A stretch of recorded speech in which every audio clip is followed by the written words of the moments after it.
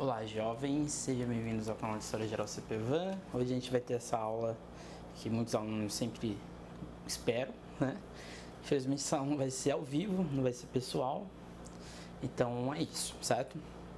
Antes de a gente começar essa aula sobre a Revolução Francesa, é interessante vocês saberem se direcionarem nos vestibulares, certo?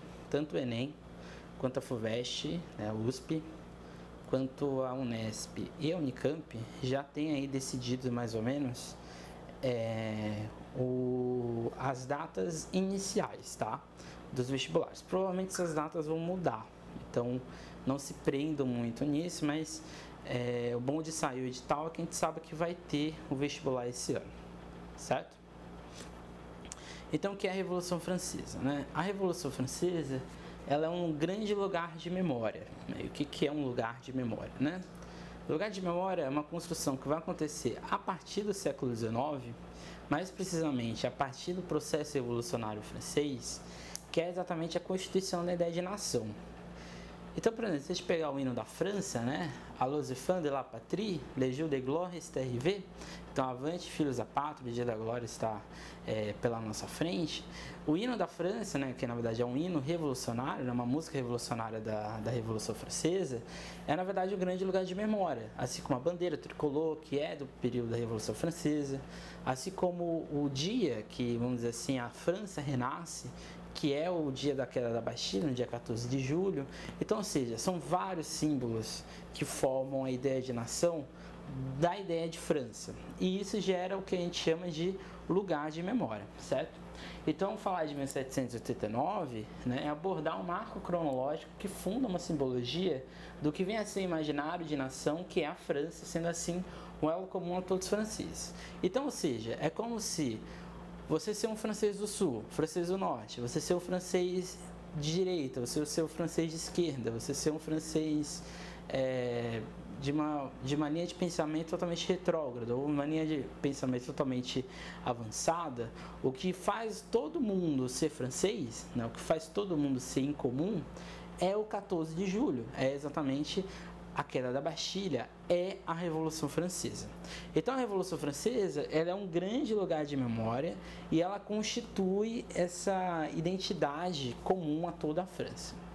Então a gente tem que ter em mente que os países, a partir de agora, principalmente no século XIX, vão criar diversas histórias, vão criar diversos simbolismos para eles se identificarem enquanto um país, né, ou enquanto uma nação que está surgindo, certo? Então aqui já tem uma primeira comparação, em que o processo revolucionário inglês, ele é um processo revolucionário econômico. O processo revolucionário francês é um processo revolucionário social, político, aí sim, contra o absolutismo. O processo revolucionário inglês também era contra o absolutismo, só que aqui na França a gente tem um direcionamento muito mais, vamos dizer assim, direcionado apenas para a monarquia. Enquanto que na Inglaterra a gente tinha um direcionamento voltado para a monarquia, mas tinha uma preocupação maior com a economia, com o plano econômico, com a indústria, certo? Então o período que vai gerar a Revolução Francesa é de tremendo caos, certo? Como vimos anteriormente, a morte do Roi Soleil gerou um desconforto administrativo dentro da França e que Luís XVI não conseguiu apaziguar, né? Quem foi Le Roi Soleil, né? Quem foi Luís XIV? Luís XIV foi o principal rei absolutista do mundo europeu. Ele conseguiu colocar na sua figura uma imagem de praticamente poder absoluto. Ele tinha um controle maciço de toda a maquinaria pública francesa. Só para vocês terem noção, o Palácio de Versalhes, que é um dos principais palácios da Europa, ele constrói exatamente como uma resposta ao seu ministro do Tesouro, que era o Richelieu. E o Richelieu construiu um palácio, um pequeno palacete, só que ele construiu com dinheiro público. O Luís XIV ficou indignado com aquilo, mas ele não ficou indignado porque ele construiu com dinheiro público, ele ficou indignado porque não construiu para ele. Então aí ele constrói o Palácio de Versalhes, prende o Richelieu, E aí cria-se, né, o maior mito da corte francesa. O Palácio de Versalhes, mas não só o Palácio de Versalhes, mas como toda a França absolutista, ele estava totalmente pautado na ideia de corte. Então era a ideia de que tudo que o rei fazia, ou estar perto do rei, era como estar dentro desse mundo criado, dentro deste mundo da alta burguesia, dessa alta nobreza. Então, de certa maneira, isso teve uma consequência. A consequência maior foi exatamente o caos administrativo, principalmente econômico. A França gastava muito dinheiro, gastava com coisas excessivas, e isso fez com que todo o endividamento fosse exatamente para o povo. Então aqui existem 5 motivos principais para exatamente a Revolução Francesa eclodir. Eu costumo dizer que hoje o vestibular, quando vai cobrar a Revolução Francesa, e não tem cobrado com muita frequência, ele não vai exigir de você o que é a convenção, o que é o diretório, o que é o consulado. Ele não vai exigir exatamente isso. Ele vai exigir como você consegue interpretar estes momentos históricos a partir de um texto, a partir de um filósofo, de um historiador e assim por diante. Então, um dos principais motivos que faz esse caos acontecer na França são as percas de colônia. A França tinha colônias na América, a principal delas era o Canadá, região de Quebec e Montreal, e tinha algumas ilhas no Caribe. Só que o principal, né, produto colonial francês era o Canadá. A França perde o Canadá para a Inglaterra, exatamente para a colônia. Para as 13 colônias. Isso vai gerar um grande problema, porque um pouco dinheiro que vinha para sustentar essa corte vinha exatamente das colônias. Então, quando a França perde essas colônias, ela perde poderio econômico. Outro motivo é a dependência dos Estados Unidos. A França, o rei Luís XVI, ele acreditou piamente que se ele apoiasse o processo revolucionário americano, exatamente porque ele tinha perdido as colônias, ele ia trazer para si, ou ele ia gerar dentro da Inglaterra, um mal-estar. Então, na visão dele, se ele impulsionasse o processo de dependência dos Estados Unidos, a Inglaterra ficaria enfraquecida e com isso a França voltaria a ser a protagonista econômica, social, política da Europa. Isso não acontece, porque na verdade, por mais que eles apoiem o processo de dependência dos Estados Unidos, o laço econômico entre Inglaterra e entre Estados Unidos permaneceu. Então, de certa maneira, a França foi lá, apoiou, conseguiu, foi um importante aliado para os Estados Unidos, só que, em tese, o tiro saiu pela culatra, porque, na verdade, eles só acumularam mais dívidas, porque, na verdade, a Inglaterra permaneceu ali sendo um apoiador dos Estados Unidos. Outro motivo é o absolutismo. Como já disse, o absolutismo gerou uma pandemia, um pandemônio, na verdade, dentro da França. Era um caos fantástico. Tudo que existia na corte francesa era do rei. Então você não podia matar, você não podia caçar, você não podia fazer pão, você não podia fazer certos desvios dentro da sua casa, ou algum tipo, né, qualquer coisa. Você não podia fazer porque o rei mandava em tudo. Então era uma sociedade de corte, mas era uma sociedade muito estratificada, era uma espécie de servidão. Todo mundo era servo do rei. Isso gera um problema assim, catastrófico, porque a sociedade passa a ficar sufocada, a sociedade passa por um período muito agudo de fome, muito agudo de crise, de crise pessoal, de saúde e tudo mais. Então, de certa forma, o absolutismo foi um verdadeiro pandemônio dentro da França da época.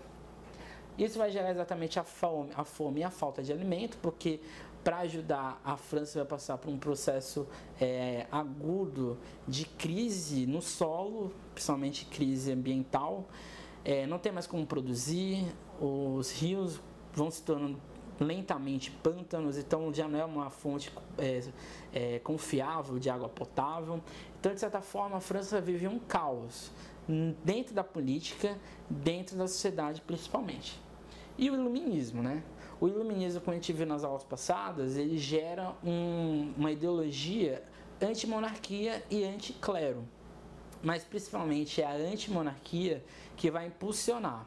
Então essa burguesia francesa vai inflamar a população e a partir de vários métodos, né? Vai ser por meio de teatro, vai ser por meio de jograis, por meio de música, por meio de pichações, tudo.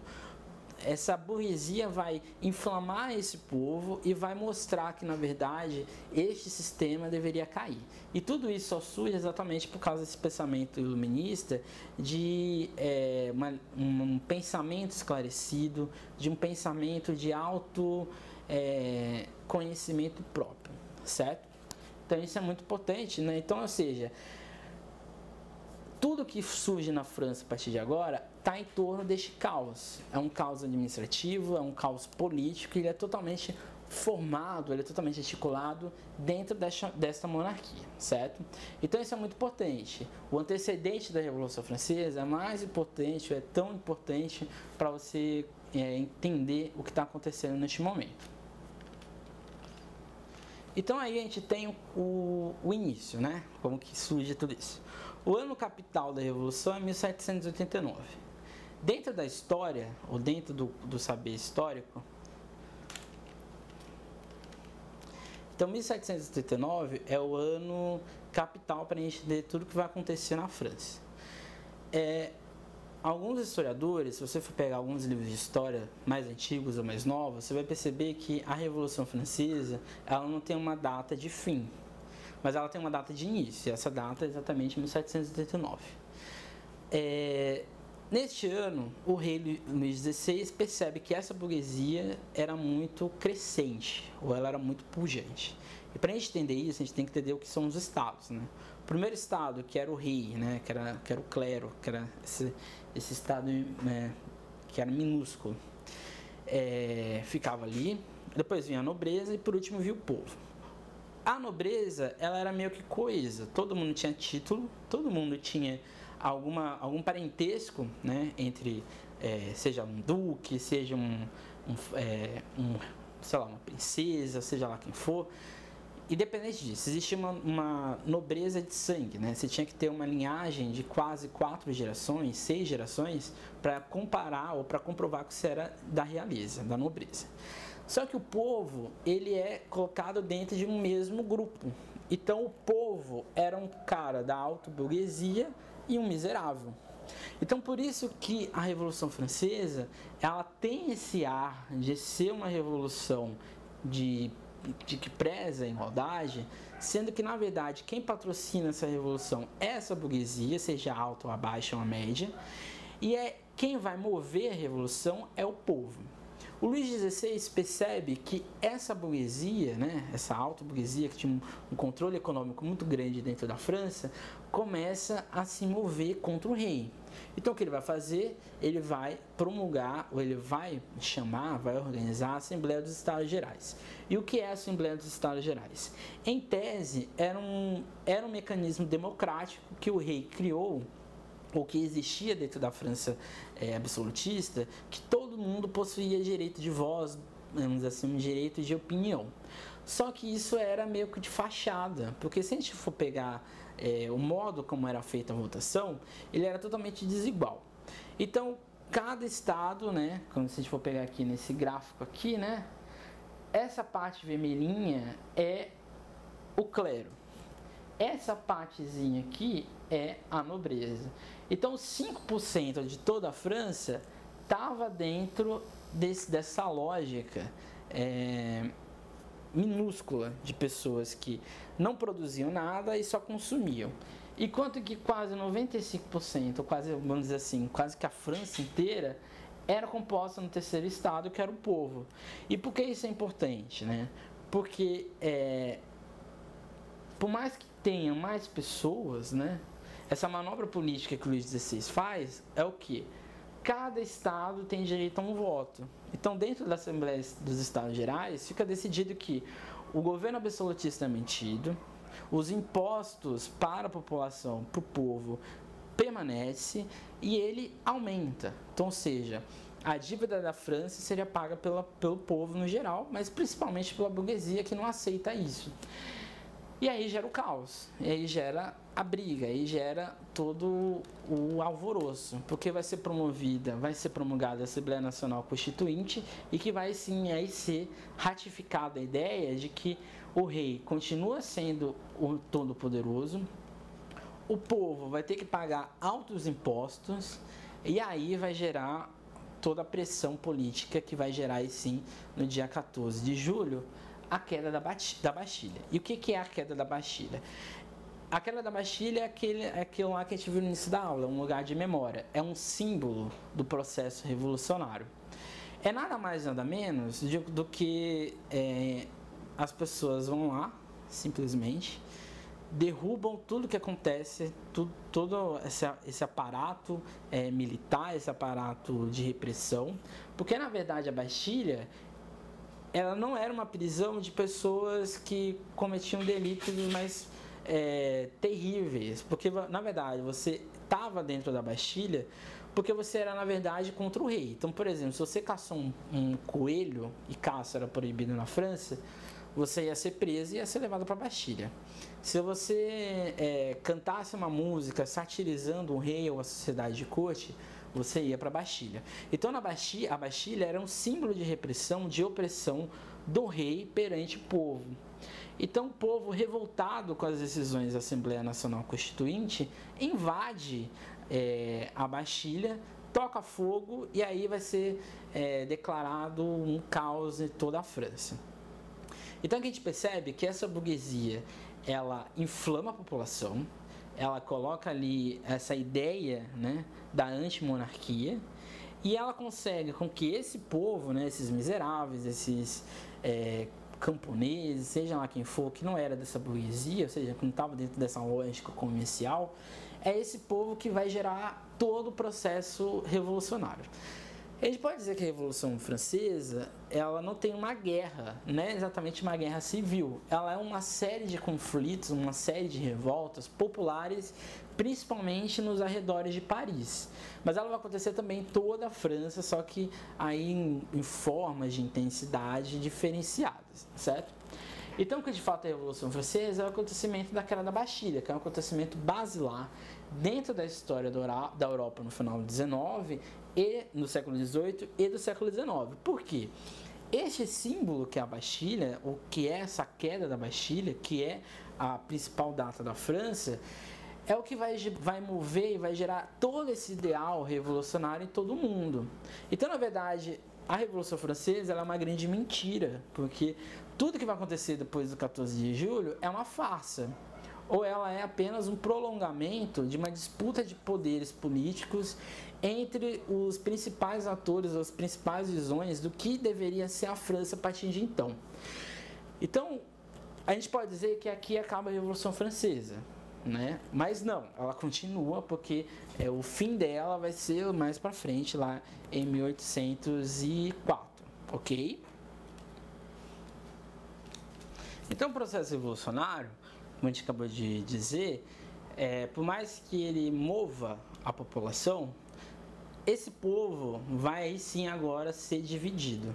Então a nobreza ela está lá ainda, né? Porque vai ser declarada, vai ser promulgada uma espécie de constituição nova, um padrão, um código civil em comum que vai ser chamado de Declaração dos Direitos do Homem e do Cidadão.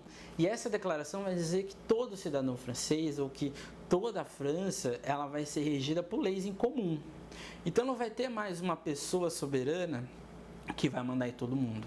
Agora vai ter um código de leis, vai ter um código civil em comum para todos, que na verdade seria uma espécie de um código de cidadania, né? Para todo mundo seguir as mesmas ordens, as mesmas regras. Só que esse povo agora ele vai ser dividido, agora sim, a partir da questão econômica.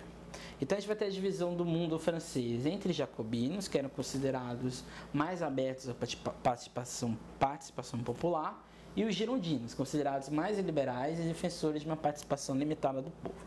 Os girondinos, eles seriam mais parecidos com aquela lógica, né, existente na Inglaterra. Era uma burguesia bem alta, não era baixa. Aqui nos girondinos não existia um poder muito pobre, eles eram ricos, bem ricos, E eles defendiam que este poder deveria ficar exatamente para quem produzisse, para quem estava na atividade econômica francesa. Enquanto que os jacobinos, eles eram vistos como pessoas que não era uma burguesia alta, mas eles tinham posses, tinham recursos, tinham comércio, tinham transações internas e externas dentro da Europa, mas eles eram adeptos da ideia da Declaração dos Direitos do Homem e do Cidadão, da ideia que moveu a queda da Bastilha, que é exatamente o quê? O poder para o povo. Então, o poder emana do povo e assim por diante. Vai ter uma divergência gigante, e essa divergência vai acontecer exatamente na Assembleia Nacional Legislativa, que vai acontecer aí sim em 1791. Nessa Assembleia vai ficar decidido que a monarquia vai continuar existindo, a igreja vai ser confiscada, então, ou seja, todos os bens da igreja vão ser confiscados, e aí vai ser decidido que aí vai ter uma divisão de poderes, vai ter o poder executivo, o legislativo e o executivo. Então, ou seja, vão ter várias esferas públicas, várias esferas políticas que vão decidir o destino da França, e não mais o rei. O rei, a monarquia vai continuar existindo, só que ela não vai ter nenhum poder, ela vai ser uma espécie de fantoche, uma espécie de enfeite, como aconteceu na Inglaterra.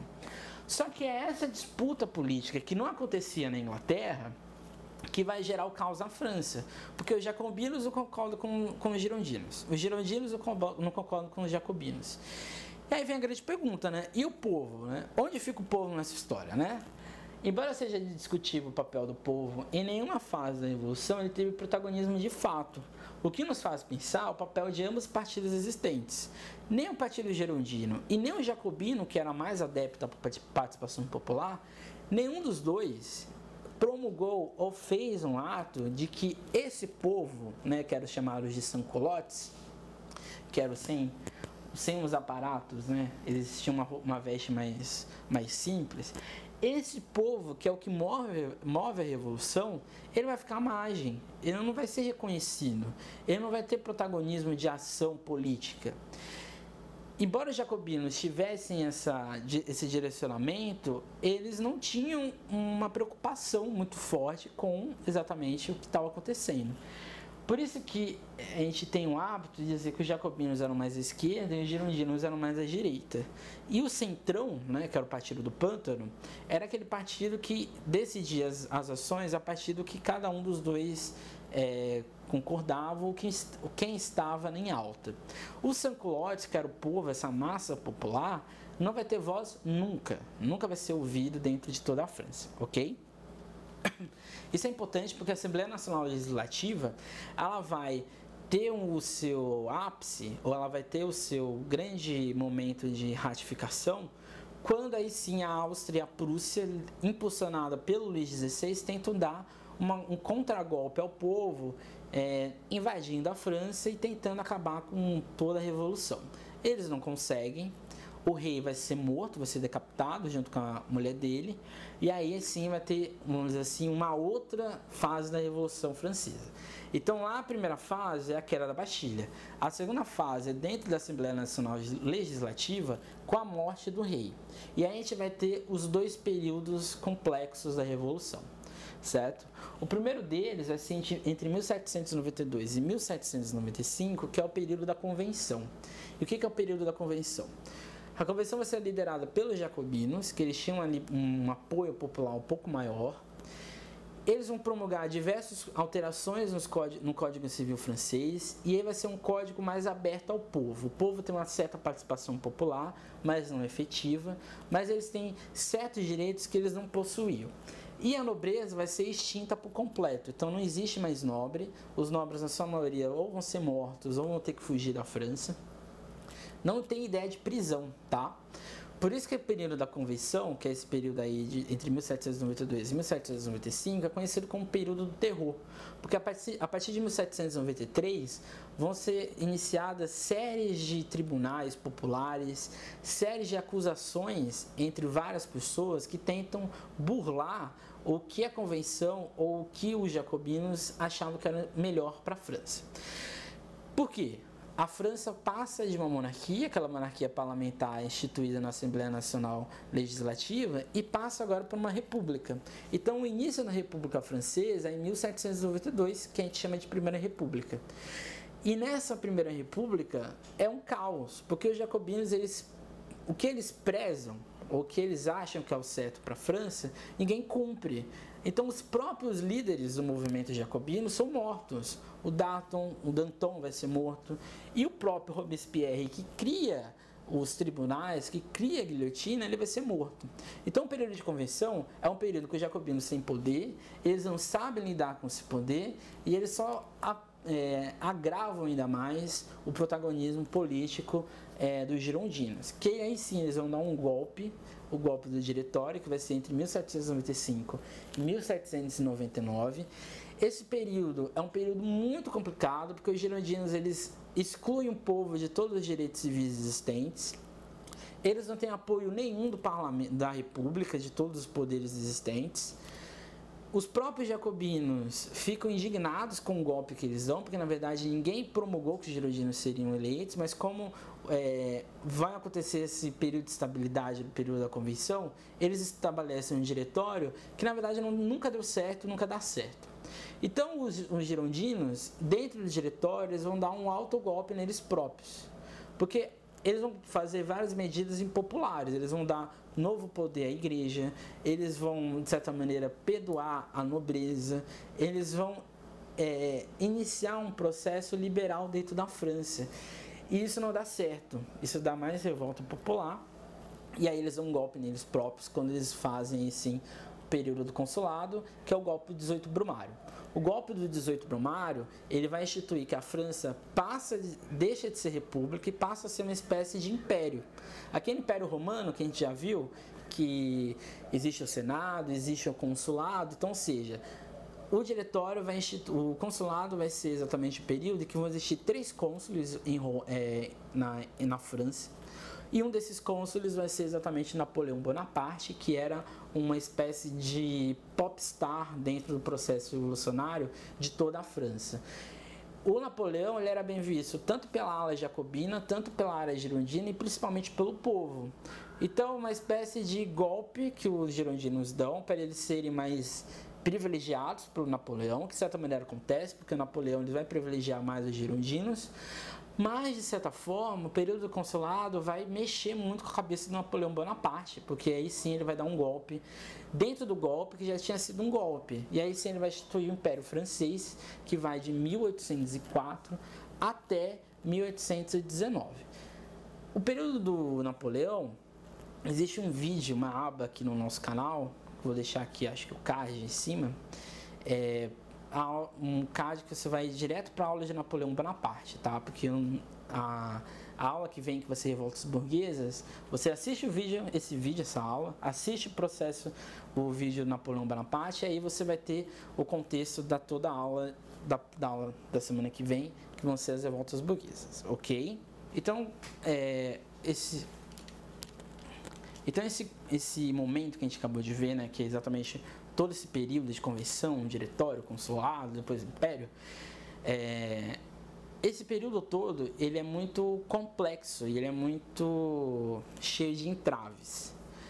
O 18 Brumário ele é visto como o fim definitivo do processo revolucionário, porque a partir de agora tudo que a Revolução pregou, que é um Estado republicano, que é um Estado que o povo tem voz e tem poder de escolha e de ir e vir, que o rei não existe mais, que o clero não tem mais importância, tudo isso cai por terra, porque quem vai assumir agora é uma pessoa, essa pessoa vai ter o poder, uma monopolítica, vai estar tudo em volta dele, ele vai ser o imperador, então, ou seja, ele vai ter os direcionamentos do que vai acontecer na França.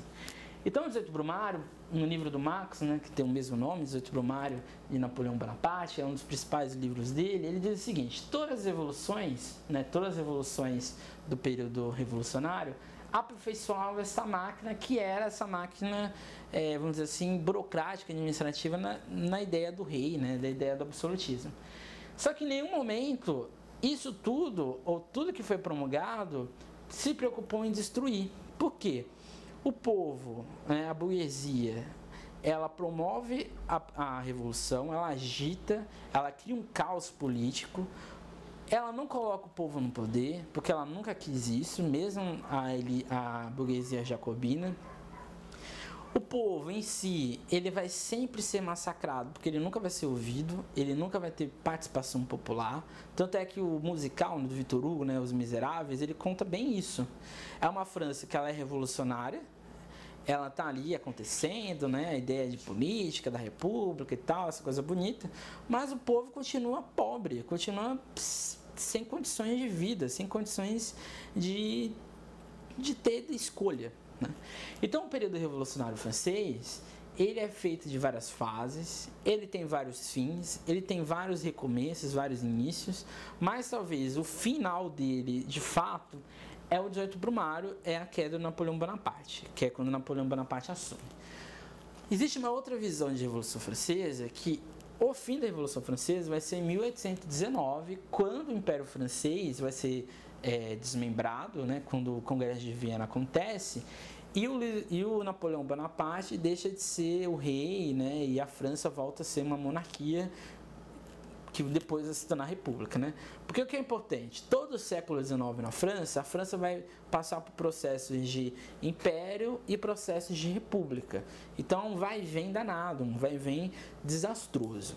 Mas o que importa? O que importa é que todo o processo revolucionário francês vai gerar ou vai iniciar ou vai incitar um processo gigante dentro de toda a Europa de contestação, de revolta deste Estado absolutista, deste Estado monárquico. Então, todo o século XIX, a gente vai ter um questionamento do povo no geral sobre essa monarquia, sobre este absolutismo. E isso dentro de um contexto de expansão industrial, que é aquela segunda revolução industrial que a gente viu no ano passado. Então, o século XIX, ele é um século dos impérios, e ele é um século dessas agitações populares, mas acima disso, é o século do iluminismo, porque o pensamento iluminista, ele vai ganhar voz, ele vai ganhar força exatamente nesse século XIX, ok?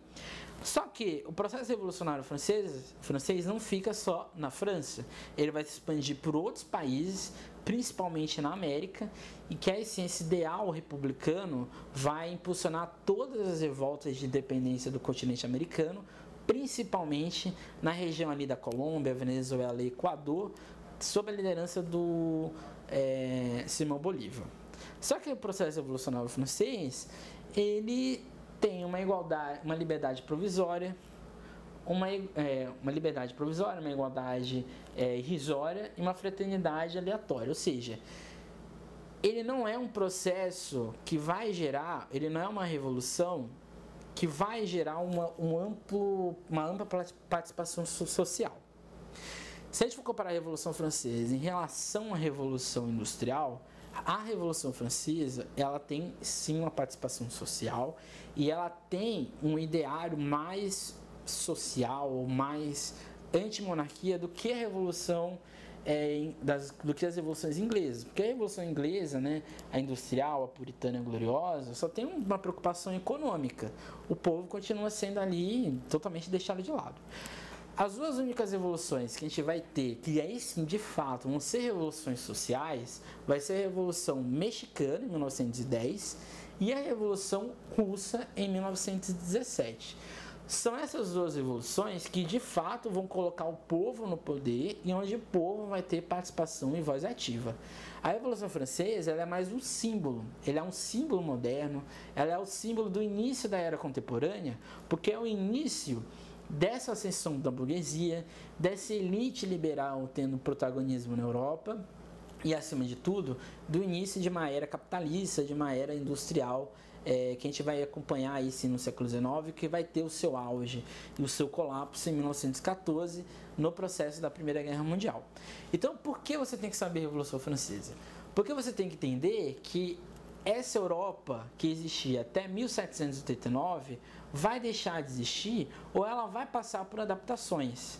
Os grandes impérios que existiam na Europa, como por exemplo o Império Austro-Húngaro, o Império Turco-Otomano, eles vão ser meio que ilhas ou vão ser espaços questionados a partir de agora por as outras repúblicas ou por os outros países que existem na Europa, como por exemplo a França, como por exemplo a Inglaterra, como a própria Espanha, que vai passando com o tempo por um processo de parlamento. Então, ou seja, a Europa passa a se redesenhar. E aí, no final do século XIX, quando vai ter a unificação da Alemanha e da Itália, aí sim a gente vai ter todo um choque de culturas, todo um choque de interesses políticos, sociais e assim por diante. Então a Revolução Francesa, ela muda, ela move a história da Europa a partir principalmente do Império Napoleônico, que de novo, vou deixar aqui o card aqui em cima para você assistir essa aula, que é a aula seguinte, né, que seria dessa, que a gente não vai ter aula de Napoleão, como eu já disse. A próxima aula são as revoltas burguesas, principalmente a Primavera dos Povos, quando toda essa ideia de liberdade, igualdade e fraternidade, ela passa a ser questionada. Isso daqui é o pensamento da Revolução Francesa, porque é uma igualdade que é provisória por um tempo, né, porque a gente vai perceber que vai ter o Império Napoleônico. É uma igualdade irrisória, porque não é todo mundo que vai ter essa igualdade, né? Os vários períodos de convenção diretória deixam bem claro isso. E é uma fraternidade aleatória, porque ela é fraterna para alguns povos, para alguns estratos sociais. Então é isso. O simulado que seria semana passada, ele vai ser essa semana, porque as minhas aulas voltaram essa semana, então eu estou aí tentando readaptar, beleza? Então o simulado vai ser essa semana, eu vou deixar ele lá provavelmente na quinta, na quarta. Os podcasts essa semana vão ser ainda sobre o Brasil. O podcast dessa terça é um podcast sobre o Luiz Gama. E o de quinta-feira é um podcast sobre a história da cidade de São Paulo. E aí, para você que vai fazer vestibular, é bem interessante vocês saberem isso, que a gente vai falar de bandeiretismo e assim por diante. O que mais? Dúvidas, recados, seja lá o que for, deixa aqui dentro, deixa aqui nos comentários, ou mande mensagem, deixe de seguir a gente no Instagram, História Geral CPVan, no podcast História Geral -CPVan. No Twitter, a gente tem agora um Twitter que é @HGCPVan com maiúsculo. E não deixe de seguir nosso site, que lá no site você tem os textos dos podcasts, você tem os simulados, você tem o link do Drive, você tem a aba lá com todas as aulas que a gente teve e com as aulas que a gente teve de 10 minutos da história, ok? É isso, não deixem de assistir as aulas, não deixem de refletir, não deixem de seguir os planos de aula. Até mais. E é isso, né? Até mais, se cuidem e tchau.